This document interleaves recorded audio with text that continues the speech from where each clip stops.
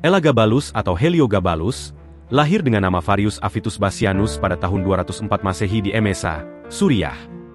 Ia berasal dari keluarga bangsawan lokal yang memiliki hubungan dengan dinasti Severan melalui ibunya, Julia Soemias, dan neneknya, Julia Maesa. Ketika Elagabalus masih muda, neneknya, Julia Maesa, merencanakan untuk menggulingkan Kaisar Macrinus yang sedang berkuasa kala itu. Macrinus sendiri naik tahta setelah keterlibatannya dalam pembunuhan Kaisar Caracalla pada tahun 217 Masehi. Julia Maesa, yang juga bibi Caracalla, sangat tidak setuju dengan naiknya Macrinus sebagai kaisar dan ia mengatur untuk mempromosikan cucunya, Elagabalus, sebagai penerus yang sah. Julia Maesa menyebarkan rumor bahwa Elagabalus adalah putra Caracalla. Dengan dukungan dari legiun yang masih setia kepada dinasti Severan, Julia Maesa akhirnya berhasil mengumpulkan dukungan untuk menggulingkan Macrinus. Pada Juni 218 Masehi, pasukan Macrinus berhadapan dengan pasukan yang setia kepada Elagabalus dalam pertempuran di Imae, dekat Antiochia, di mana pasukan pendukung Macrinus berhasil dikalahkan. Setelah Macrinus melarikan diri ke Roma dengan niat mengumpulkan dukungan kembali, ia tertangkap di Halsedon, sebuah kota di Asia Kecil, sekarang bagian dari Turki modern, dan kemudian dibawa kembali ke Antiochia, di mana ia akhirnya dieksekusi mati. Pada waktu yang hampir bersamaan, putra Macrinus, Diadumenianus, yang sebelumnya telah diberi gelar sebagai pewaris tahta, juga ditangkap dan dieksekusi.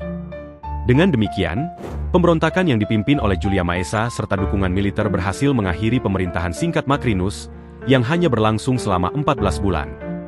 Setelah kematian Macrinus, Elagabalus yang saat itu masih berusia 14 tahun, diangkat sebagai kaisar oleh Senat Romawi pada tahun 218 Masehi. Ia diarak ke Antiochia dengan sorak-sorai dari pendukungnya, dan kemudian menuju ke Roma, untuk mengambil alih kendali pemerintahan. Kenaikannya diwarnai oleh pergolakan sipil, tetapi dia dengan cepat mengamankan posisinya. Selama awal pemerintahan Elagabalus, ibu serta neneknya memainkan peran penting dalam menentukan kebijakan pemerintahan, administrasi dan pengambilan keputusan politik. Hal ini wajar, dikarenakan Elagabalus masih sangat muda dan tidak berpengalaman dalam urusan pemerintahan.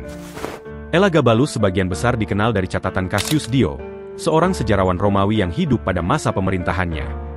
Ia sangat membenci Elagabalus dan memberikan kesaksian langsung dalam catatannya tentang masa pemerintahan yang eksentrik dan penuh kontroversi tersebut.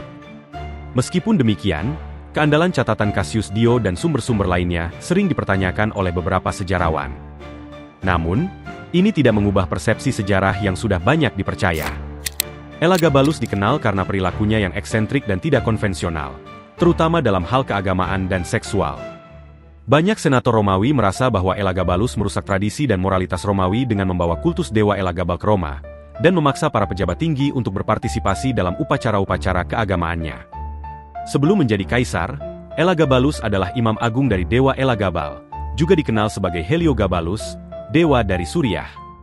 Ia dikenal karena upayanya untuk mengangkat penyembahan dewa matahari Suriah, Elagabal, di atas dewa-dewa Romawi.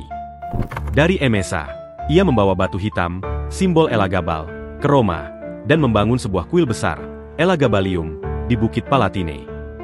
Keinginannya untuk menempatkan dewa ini di atas dewa-dewa Romawi dan mencampurkan praktik keagamaan Romawi dan Suriah menimbulkan ketegangan signifikan di antara rakyat dan para senat Roma.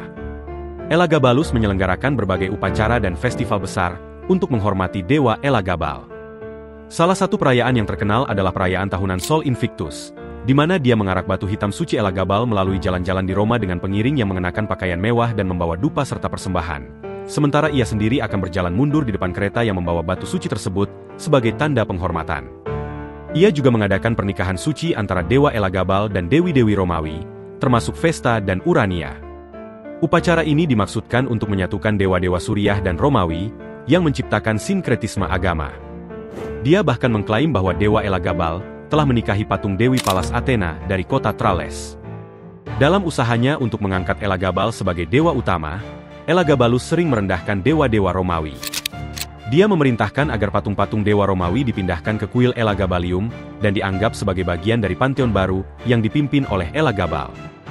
Di kuil Elagabalium, Elagabalus memperkenalkan ritual persembahan yang tidak biasa, termasuk pengorbanan hewan eksotis dan mahal seperti sapi jantan, domba, dan burung merak.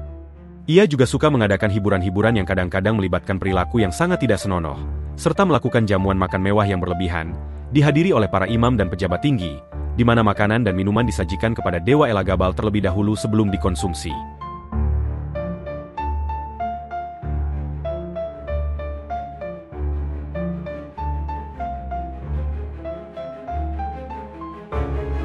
Pada satu kesempatan, di jamuan makan malam yang diselenggarakannya, Elagabalus dikatakan pernah memerintahkan agar kelopak mawar ditaburkan dari langit-langit ruangan untuk menutupi para tamu yang sedang makan di bawahnya. Ini merupakan contoh dari kecenderungannya untuk melakukan tindakan-tindakan yang dramatis dan mengesankan. Elagabalus juga adalah orang yang sangat percaya pada ramalan, dan sering berkonsultasi dengan para imam sebelum mengambil keputusan penting. Salah satu praktik ramalan aneh yang dilakukannya adalah memeriksa organ dalam hewan yang dikorbankan untuk mencari tanda-tanda dari dewa. Menurut catatan kuno Cassius Dio, Elagabalus sering mengenakan pakaian wanita dan berperan sebagai imam besar dalam upacara-upacara religius. Dia menganggap dirinya sebagai reinkarnasi Dewi Venus dan ingin diperlakukan sebagai dewi. Keinginannya untuk menjadi wanita bahkan mendorongnya untuk mencari dokter yang dapat melakukan operasi pergantian kelamin. Masa pemerintahan Elagabalus diwarnai oleh banyak skandal. Dia dikenal karena gaya hidupnya yang mewah dan ketidakpeduliannya terhadap norma sosial Romawi. Dia menikah dan bercerai beberapa kali. Salah satu pernikahannya yang sangat kontroversial kala itu adalah saat ia menikahi Julia Aquilia Severa, seorang Vestal Virgin. Vestal Virgin adalah imam wanita yang melayani Dewi Vesta di Roma kuno. Dewi Vesta adalah dewi perapian dan rumah tangga, dan perawan-perawannya bertanggung jawab atas pemeliharaan api suci di kuilnya. Vestal Virgins biasanya dipilih dari keluarga bangsawan pada usia antara 6 dan 10 tahun dan harus melayani selama 30 tahun. Masa pelayanan mereka dibagi menjadi 3 periode, 10 tahun pertama sebagai pelajar, 10 tahun kedua sebagai pelayan aktif, dan 10 tahun terakhir sebagai pengajar. Salah satu syarat utama mereka selama masa pelayanan adalah dengan menjaga keperawanan mereka. Pernikahan Elagabalus dengan Julia Aquilia Severa sangat kontroversial karena melanggar tradisi dan sumpah keagamaan yang sakral. Pernikahan ini tidak hanya dianggap sebagai penghinaan terhadap Dewi Vesta dan agama Romawi, tetapi juga menantang norma-norma sosial dan hukum yang telah lama dihormati. Elagabalus mengklaim bahwa pernikahan mereka akan menghasilkan keturunan yang istimewa dan suci, serta membawa berkah ilahi dan kemakmuran bagi Romawi. Selain itu, Elagabalus juga dilaporkan menyukai hubungan sesama jenis, serta menjalin hubungan kontroversial dengan beberapa pria. Hal ini jelas menambah citra buruk terhadap dirinya. Reaksi terhadap gaya hidupnya yang kontroversial ini semakin memperkuat perlawanan terhadap pemerintahannya.